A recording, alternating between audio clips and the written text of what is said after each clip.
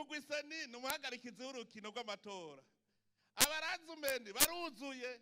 Ubwa mbere hariho uwuserukira abitoza, uwuserukira uwitoje ku kazu k'amatora.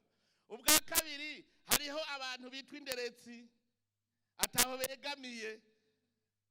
Ubwa gatatu hariho imenyesha makuru iyo vare bavuga nibimenyesha makuru. Abo bantu bose rero iyo babonye ikosa ribaye hariko habera amatora baca bamanika idarapo.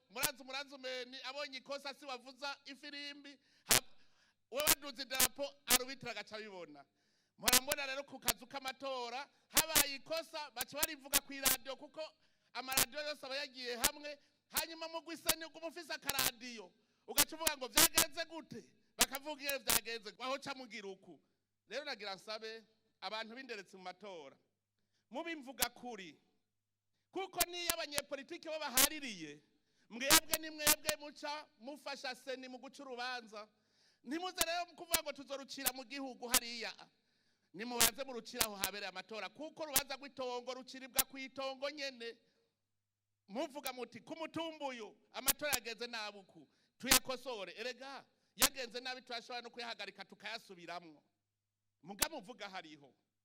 Nsabe rero abantu bazoba barabeza amatora mwe muragira ikintu kimeze nka tablo ku mabiro yose observation ico mwabonye ico mubonye muca mukivuga ngaho uti naha.